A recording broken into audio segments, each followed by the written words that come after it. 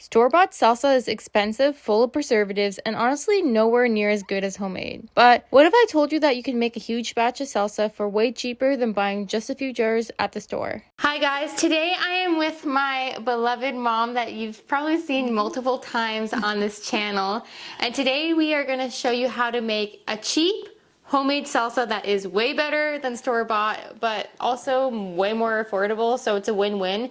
In the summer, we made this recipe, but we did it with fresh tomatoes from the garden, so it was essentially almost free. I know not everyone has access to fresh tomatoes. If you buy tomatoes, especially this time of year, they can be quite expensive, so my mom's gonna show you and me how to make them with canned tomatoes so it's a lot more affordable and accessible to everybody. Really, honestly, you'd not know the difference. That's what we're going to go with today. I'm going to start my salsa. And one thing that people really don't like doing is chopping your onions because it makes you cry. One way around that, if you rinse them with cold water, just let them sit a minute or so, that's all. And when you chop them, no tears. It's one of the best things I ever learned from my mom. Here we go, I think that should be good. Let's go over and start our salsa. I'm gonna start with my onions. Take the ends off. I have a little compost pile going on. Pretty fine, you don't want them too thick for salsa. I do love onions, so I actually put a lot into it. I will post a recipe after if you guys want to see and try it. Of all the years I've been making salsa, I have to say it is my favorite salsa. You can adjust heat of it. There's some sugar and some spices that make it hot, but you can adjust it. Some people like it a little sweeter, a little spicier, so it's a recipe they can adjust very easily.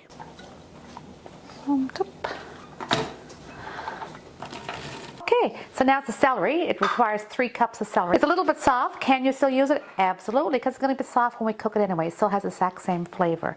So I'm going to chop my celery.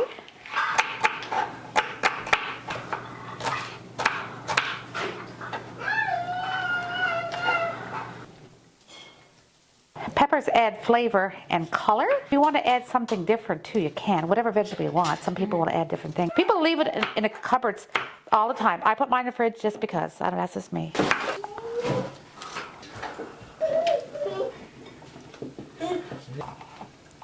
Bibbidi bobbidi boo. Hey, you here?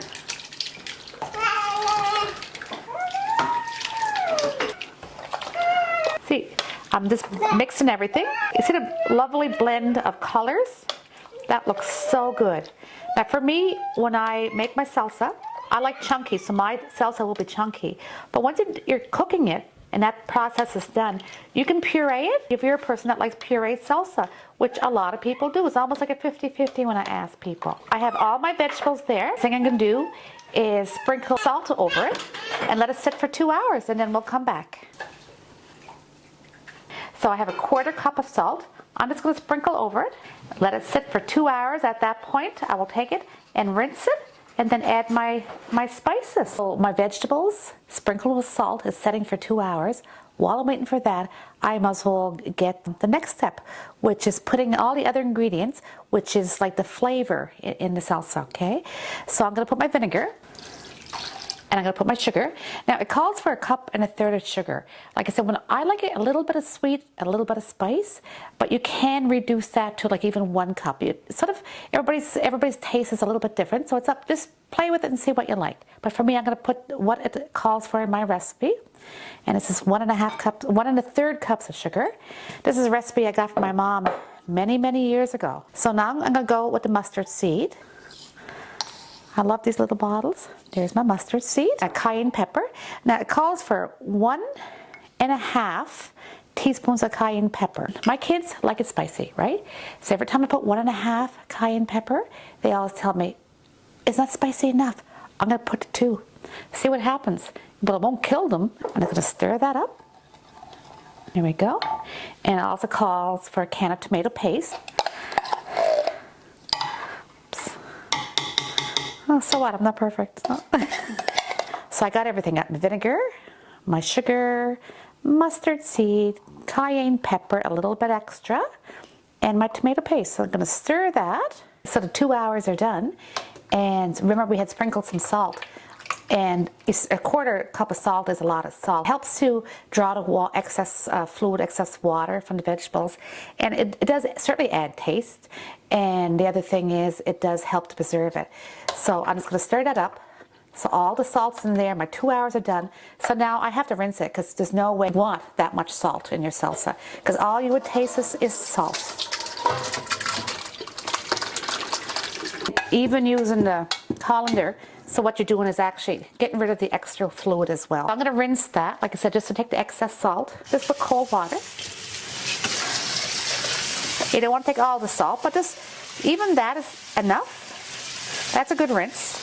Okay, let that drain for a few minutes. Look at the color. Ready, I can smell it even though it's not even cooked. I'm gonna add my liquid into that. That was all my spices, my tomato paste, my vinegar, my sugar, the extra cayenne pepper. Pour that into the vegetables.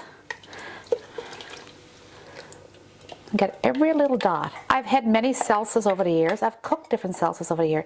This one by far is my favorite. So I'm just going to stir that together. I had to set for 2 hours, right? With the salt on it. But really during that 2 hours, you're not watching it. You get to do other things in the house.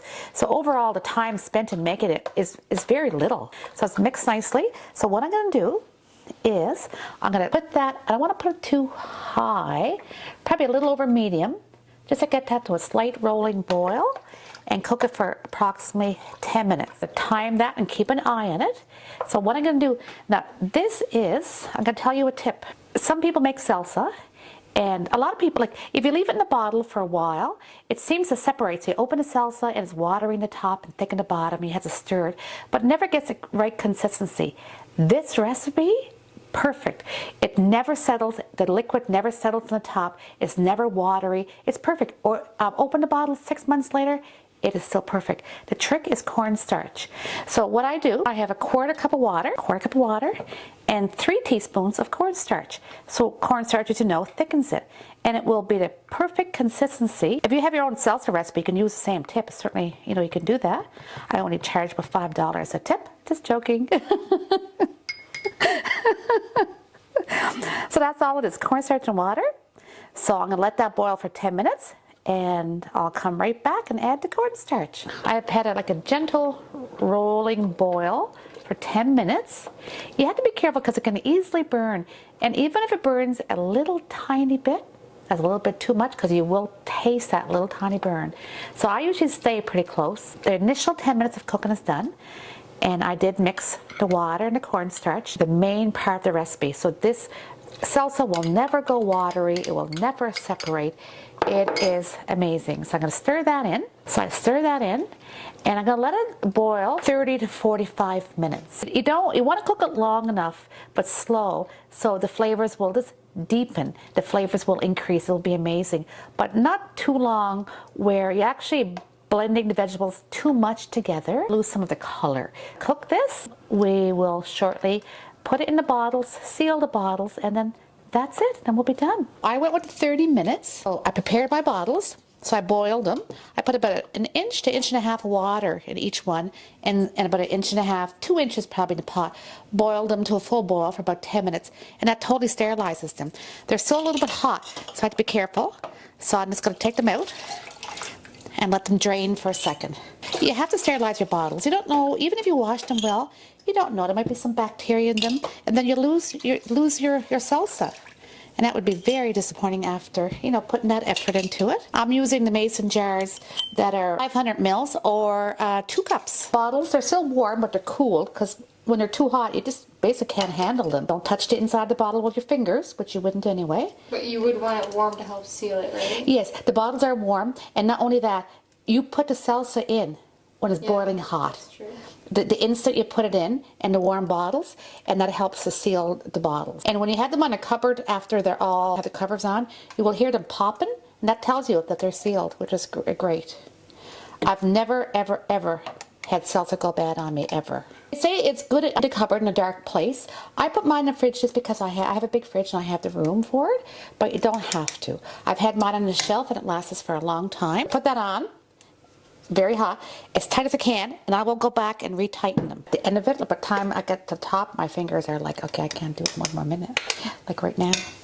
Salsa is done. I made sure they're sealed really tight. Very shortly, you'll hear them popping, which is an indication they have sealed perfect. They say it's good for 6 months to a year on the shelf. Good luck with that, because my salsa never lasts that long because it's too good. We eat it all very quickly. I got 6 bottles. Each bottle is 500 mils or 2 cups. I'm gonna close my book. My recipe for salsa is there. I'll put it in the comment there, and that's it. Recipes for my kitchen. Homemade salsa.